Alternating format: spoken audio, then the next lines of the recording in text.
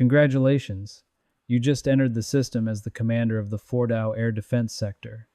You accepted this post not out of patriotic fervor, but because the hyperinflation in Tehran was eroding your family's future faster than the sanctions. The devil's bargain was simple: a high-tier government pension and a secure apartment in a restricted district in exchange for your total cognitive occupancy. You now live 6 stories underground beneath the jagged peaks of the Zagros Mountains, responsible for the S-300 and Bavar 373 batteries that shield the state's most sensitive enrichment centrifuges. Your daily action is a grueling loop of signature identification protocols. You have replaced your ritualistic morning tea with smuggled Turkish caffeine pills and beta blockers to suppress the physiological tremor in your trigger finger. The financial toll is a comfortable bank balance that you have no time to spend. The soul tax is the crushing weight of the 176 passengers on Flight PS 752, a ghost that haunts every radar operator in the regular army. You no longer see aircraft as vessels of human life. They are potential hostile vectors. The psychological shift is absolute. You've stopped being a man who loves a nation and started being a biological sensor in a kill chain. Your daughter's last letter sits unopened on your console. She recently drew a family portrait where you are a gray smudge in the corner, labeled simply as the mountain. You remember the smell of rain on sun-baked clay, but that memory is being overwritten by the sterile, ozone scent of overheated electronics and recycled air. You are the shield. When the hammer eventually falls, the shield is the first thing to be pulverized. Your tenure at Fordow begins with the realization that the impenetrable shield is actually a patchwork of aging S-300 PMU-2 tubes and domestic Bavar components that rarely communicate without lag. You are essentially a high-stakes freelancer, tasked with keeping a decaying system alive on a shoestring budget while the brass in Tehran skims the maintenance funds. Your daily action is desensitization training. You spend 12 hours a day staring at green phosphor screens, learning to distinguish the radar cross-section of a migrating Pelican from a Raytheon-built cruise missile. You have started using industrial-grade earplugs to drown out the constant, low-frequency hum of the cooling fans, a sound that has begun to manifest as a permanent, high-pitched ringing in your left ear, a physical manifestation of the system's entry fee. The financial toll is the modest hardship bonus deposited into a state-monitored account. The soul tax is the memory of a local shepherd. He wandered into the exclusion zone chasing a stray goat. Your security detail processed him because you were too slow to clear the sensor trip. You watched the grainy thermal feed as they took him away. He wasn't a spy, just a man who forgot where the world ends and the state begins. You didn't intervene. Intervention requires paperwork, and paperwork requires an audit of your alertness. The psychological shift has begun. The sky is no longer a canopy of stars. It is a 3-dimensional grid of potential ingress points. You've stopped calling your wife because the lag on the secure line makes her voice sound like a stranger's, and the silence between your words feels like a tactical vulnerability. You are learning that in this system, sloppy execution doesn't lead to a firing, it leads to a crater. You have graduated from survivor to technician. You are now the specter of the screen, having developed a signature, the cold launch ambush. By slaving your S-300 batteries to hidden, passive Chinese-made optical sensors, you keep your active radar dark until the terminal phase of engagement. It is a lethal, predatory efficiency that has earned you a commendation from the IRGC High Command. Your daily action involves hand-calibrating the frequency-hopping logic of your gravestone radar to bypass Israeli jamming. You spend hours in the high-voltage bays, the air thick with the smell of scorched copper and ozone, replacing faulty capacitors with black market components smuggled through Qatari middlemen. The financial toll is a significant discretionary stipend deposited into a shell company in Muscat. The soul tax is the memory of a civilian cargo crew you shadow-locked for 60 seconds just to test the response time of their automated evasive maneuvers. You watched their panicked flight corrections on your scope and felt a flicker of professional pride rather than horror. The psychological shift is complete. You no longer protect life. you protect assets. The enrichment hall below you is the only thing that matters. The city of Quam above you is merely a cluttered background of thermal noise. Physical deterioration manifests as chronic migraines and a persistent metallic taste in your mouth, the flavor of the array. Your wife's face is a fading photograph on your desk, stained by the coffee you drink to stay awake for 72-hour shifts. You are the system's favorite scalpel. But every scalpel eventually dulls, and the system does not sharpen its tools, it replaces them. Promotion in the system is a form of erasure. Your name has been scrubbed from the regular Army rosters. You are now Object 742. You exist only as a clearance level. Your daily action is the orbital shell game. You spend 18 hours a day coordinating the movement of Decoy S, 300 launchers, to coincide with the tactical gaps in U.S. satellite coverage. You are replacing your standard issue rations with high-calorie nutrient pastes and modafinil to sustain the 4 0-hour active watch cycles required during heightened regional tensions. The financial toll is a series of untraceable deposits into a Swiss-managed shadow account wealth you can only see as a balance on a secure terminal. The soul tax is the official announcement of your death. To the world and to your family, you perished in a helicopter crash during a mountain sandstorm. You are a ghost inhabiting a bunker. The psychological shift is the loss of the I. You no longer think, I am tired. You think, system efficiency is at 64%. You have become a subroutine in the Fordow defense algorithm. The collateral damage is your younger brother. To maintain the lie of your death, the intelligence ministry interrogated him for weeks to ensure he wasn't a leak. You watched the grainy, silent CCTV feed of his breakdown from your command chair, stone-faced, because a single tear would have been a breach of protocol. Physical deterioration is now systemic. A persistent vitamin D deficiency has turned your skin a translucent gray, and a chronic tremor in your left hand is masked only by the heavy-duty tactical gloves you wear. You are becoming as hollow as the mountains above you. The system loves a ghost until it finds a younger one to haunt the halls. Congratulations. You are now the broker's favorite. You have transitioned from a tactical asset to a strategic node in the global gray market supply chain. Your daily action is supply chain sanitization, spending 20 hours a day on encrypted channels with shadow corporations in Dubai and Singapore, sourcing the specific gallium nitride semiconductors required to keep your Bavar 373 arrays from overheating. You are no longer just an officer. You are the primary interface between the state's survival and the black market. You replace your standard blood pressure pills with high-grade stimulants to manage the 2-4-hour global trading cycles of the middlemen who hold your site's operational readiness hostage. The financial toll is staggering. You are technically a multimillionaire with 8 figures tucked into offshore shells in the Seychelles, yet you continue to wear a frayed uniform because high command finds austerity aesthetically pleasing. The soul tax is the realization that your expertise has become a commodity to be traded. The psychological shift is the move from serving the nation to maintaining the machine. You have forgotten the sound of your wife's laughter, but you can identify the acoustic signature of an F-35's engine from 200 kilometers away with 98% accuracy.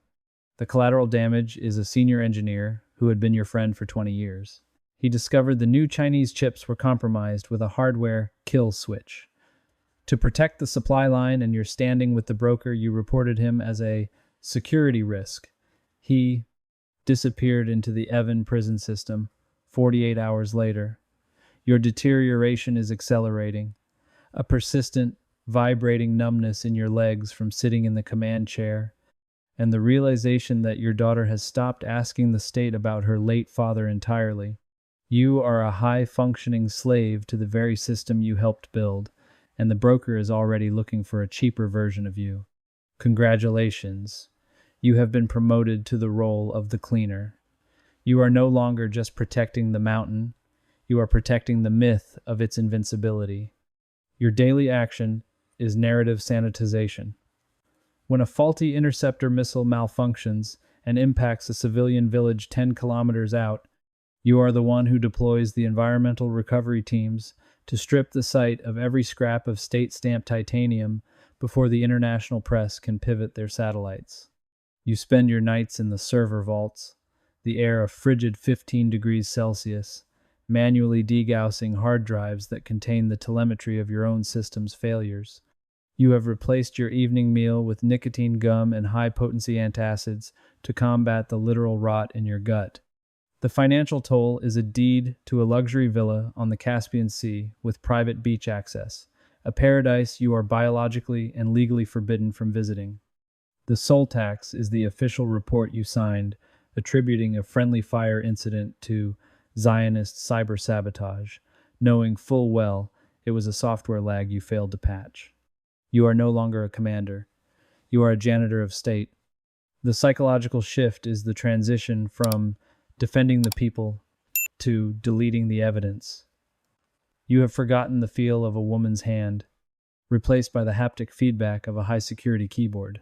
The collateral damage is a young lieutenant, barely 20, who asked why the hostile target on his screen was emitting the transponder signal of a domestic medical helicopter. You watched him get escorted to a black van from your monitors. You didn't blink. Physical deterioration manifests as stress-induced alopecia. Your hair falls out in clumps, leaving your scalp as jagged and barren as the peaks above the bunker. Your daughter's latest school project is a family tree, where your branch has been physically cut off with scissors. You are the man who fixes the system by breaking the people within it. Congratulations. You have ascended to the role of the international. You are no longer tethered to the Zagros Mountains. You are a nomadic node in the axis of resistance, integrated defense network. Your daily action is the identity scrub cycling through 4 different diplomatic passports and 3 aliases in the transit lounges of Sheremetyevo and Damascus. You carry a hardened, satellite-linked tablet that mirrors the Fordow radar feed 24/7, ensuring that even while you are negotiating technology transfers in a windowless room in Pyongyang, you are never more than 3 seconds away from a launch-authorized prompt.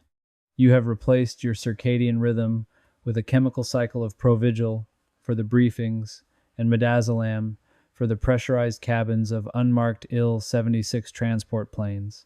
The financial toll is a global portfolio of shell companies and crypto wallets that could fund a small insurgency, but you possess 0 liquid assets you can use without triggering an Interpol red notice.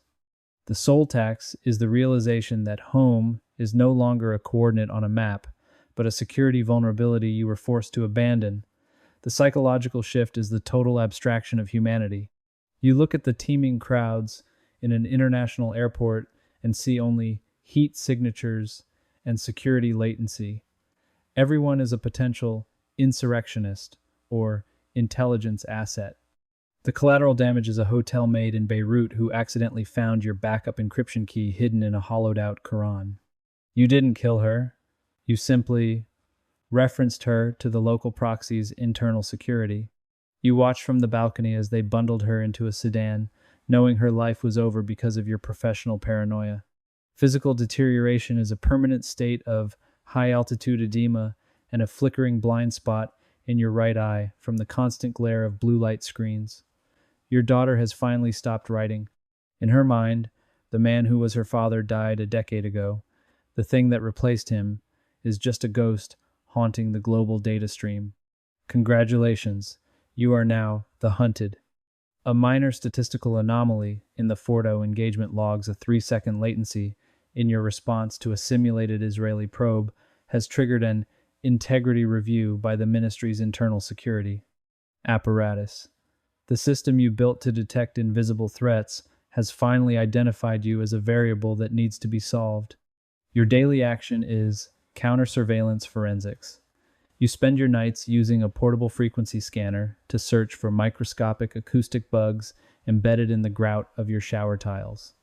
You have replaced your standard vitamins with a custom compounded escape kit, a high-purity cyanide ampule disguised as a tooth whitening strip tucked into the lining of your uniform cap. The financial toll is the $50 million sitting in a Dubai-based shadow account, wealth that is now nothing more than a digital indictment of your extracurricular activities. The soul tax is the realization that you are the primary hostile vector in your own radar envelope. The psychological shift is the transformation of every human interaction into a zero-sum game of survival. You no longer listen to your subordinates' reports for information. You listen for the subtle vocal tremors that indicate they have been flipped by the ministry to watch you. You have forgotten the concept of loyalty, replacing it with collateral liability. The collateral damage is your driver of 15 years. He was detained for clarification after he was seen picking up a package you ordered under a pseudonym. You watched the black SUV take him through the outer gate, knowing he would be broken to get to you, and you did nothing but update your own encryption keys. Physical deterioration is a permanent, localized tremor in your jaw and the onset of visual snow, a static-like overlay on your vision that makes the real world look like the flickering phosphor screens of your bunker. Your daughter is a name on a list of potential leverage points you've compiled for your own defense. You are no longer the master of the mountain. You are the grit in its gears. Congratulations. You have transitioned into the role of the mirror. You have been summoned to the High Command's optimization review to mentor your successor, a 6-year-old major with an engineering degree from Sharif University and zero memories of a world without sanctions. Your daily action is the shadow audit. You sit behind a one-way reinforced glass partition in the newly digitized command center, watching him interface with a neural network-assisted targeting system that does in milliseconds what took you decades of intuition to master. You spend your hours annotating his decision latency, realizing his reflexes are 0.4 seconds faster than your best day in the bunker. You have replaced your nerve agent pills with a heavy cocktail of anticoagulants to stave off the ischemic stroke that is currently trying to bypass your carotid artery. The financial toll is a National Service Award deposited into a state-locked endowment wealth intended to sustain a hero of the Republic, provided you never leave the sight of your minders. The soul tax is the crushing realization that your entire existence was merely a beta test for this new, more efficient version of yourself. You are the legacy hardware that the current OS no longer supports. The psychological shift is the transition from being the mountain to observing the mountain. You see your younger self in the major, the same hungry gaze, the same misplaced belief that he is the one in control, and you feel a cold, detached pity. The collateral damage is the memory of your own wedding day. The image of sunlight on white lace has become a corrupted file you can no longer open. Physical deterioration manifests as tension-induced aphasia. You find yourself forgetting the words for mercy or daughter, replaced entirely by technical jargon like engagement envelope and kill box, your daughter's wedding. Invitation sits in a state-monitored inbox. She has left the father of the bride section blank. You are the mirror, and the reflection is already being erased. Congratulations. You are now the man who doesn't exist. Your retirement is a state-funded safe house in a Caspian resort town where the windows are reinforced and the internet is a filtered, one-way government feed. Your daily action is residual signal monitoring, waking at 0300 to scan the horizon for the phantom flash of an S-300 launch that will never come. You have replaced your command console with a stack of technical manuals you have already memorized and a bottle of generic sedatives to quiet the permanent, high-frequency scream in your ears. You are a biological archive of state secrets, too valuable to execute and too dangerous to let walk among the living. The financial toll is a mountain of untouchable wealth held in shell companies you no longer have the passwords to access. The soul tax is the absolute crushing silence of a phone that will never ring again. The psychological shift is the final descent into the static. You no longer dream in faces or voices, but in radar returns, pulsing green blips, representing a life you traded for a bunker. You have become a ghost haunted by the living. The collateral damage is your daughter's first child. You watch the birth via a grainy intercepted hospital feed provided by your minders as a loyalty bonus. You saw her smile at a husband who is not a shadow, and you realized you are not even a memory to them. You are a void they have finally learned to ignore. Physical deterioration is the terminal freeze, a palsy that makes your hands mimic the 1,500 hertz vibration of the enrichment centrifuges. You sit in the dark, watching a news report of a young major being decorated as the new Iron Shield of Fordow. The cycle is perfect. The system is eternal. You are just a temporary component, and your warranty has expired.